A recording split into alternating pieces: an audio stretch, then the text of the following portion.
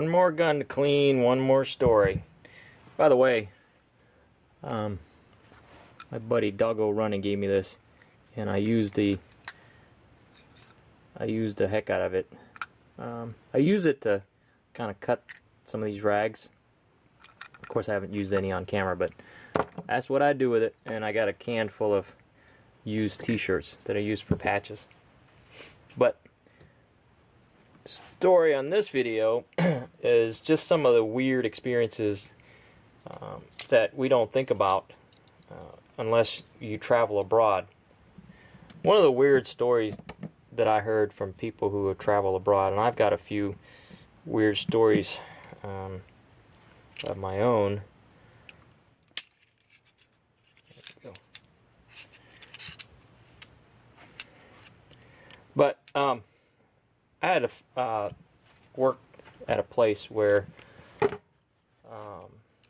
we had to go, my department, I didn't, but the guys in my department had to go overseas, and namely Mexico or Colombia. And his job was to inspect gas turbines. Now, this one particular job was in Colombia, South America. So, and it was during the height of all the Colombian drug lord stuff going on. And so, we get a purchase order, basically, or a work order. Says, you know, job is in Colombia. So, gets on a plane. He's a Hispanic guy, and so he goes down, goes to the airport, gets off the plane in Colombia, and there's a guy, like an armed guard. I don't know. He just said armed guard. I don't know if it was a guy in a suit with like an Uzi hanging around his neck or something, but he just said there was an armed guard that met him at the airport with a sign with his name on it. So he gets in this limo car, whatever it was, and they take him to this compound, and that's where he stayed during the whole time of the job. So the next day he goes, they pick him, you know, they knock on his door and pick him up, take him to the work site, and the work site is actually I don't know how many miles, but quite a distance from the actual work site, the power plant. And he's watching through closed circuit television the actual person doing the work, and they're, you know, and he's telling them what to do and what to look for and what to look at, and then he signs off that he verified what he needed to look at. And he said the whole time there's like explosions going off around where he's at. He said it was kind of surreal at first, but then after a while, I don't know what a while meant. I don't know if he meant after being there a couple of days, or, you know, just after a couple of hours you just kind of get numb to it. But he said after a while you got used to the explosions going off, and he wasn't quite sure what the explosions were from. You know, if they were from demolition, doing, you know, mining, like, or from warfare, or what. But he said he heard things that sounded like gunshot too. But he did that, and then you know, for most of the day, most of the morning, and when it was time for lunch, they took him back to an office area, and I'm guessing it's like the control room or something like that for the power plant. I've never been there. I'm just listening to his story and trying to recreate what he described to me.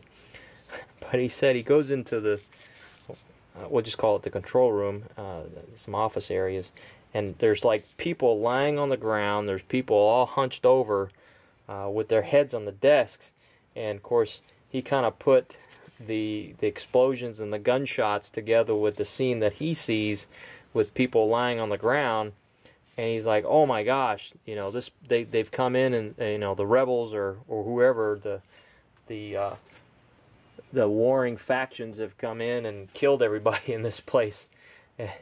And he was kind of feeling panic. Now he's in the Army Reserve, so he's seen action.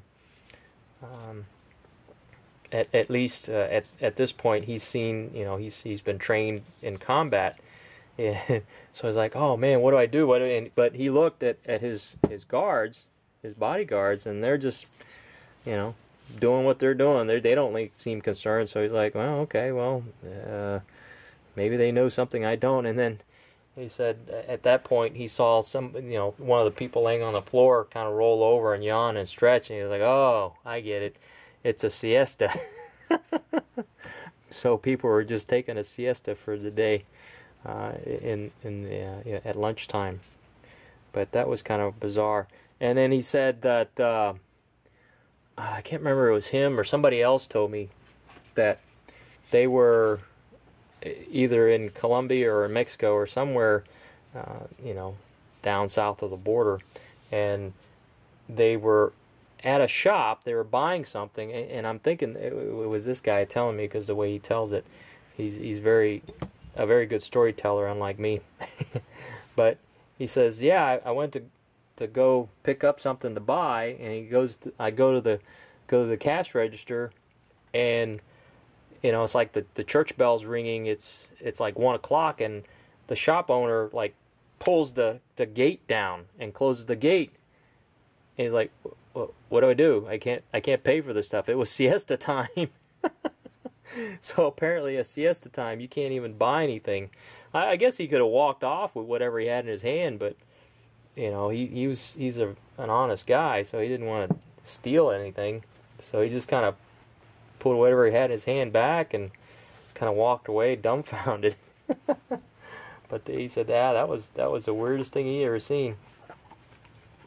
Another guy that did some work in Mexico, he said it's like lawlessness where he was at, because he's driving down the street going to the airport, and there's something in the middle of the road. Everybody's swerving around in the middle of the road, and so he slows down and he drives by, and it's like kind of a morbid story, but it's a dead body. There's a body of a person in the middle of the street, and he's like, oh my gosh, what do we do? And it looked pretty tore up, and so all the locals were going around it, so he kind of did the same thing. He didn't know what to do, and he asked somebody about it later, and they said, oh yeah, it's a good thing you didn't stop, because if you stopped, you would have been responsible for that dead body. You would have had to pay for the burial and the funeral and all that. And he's like, what?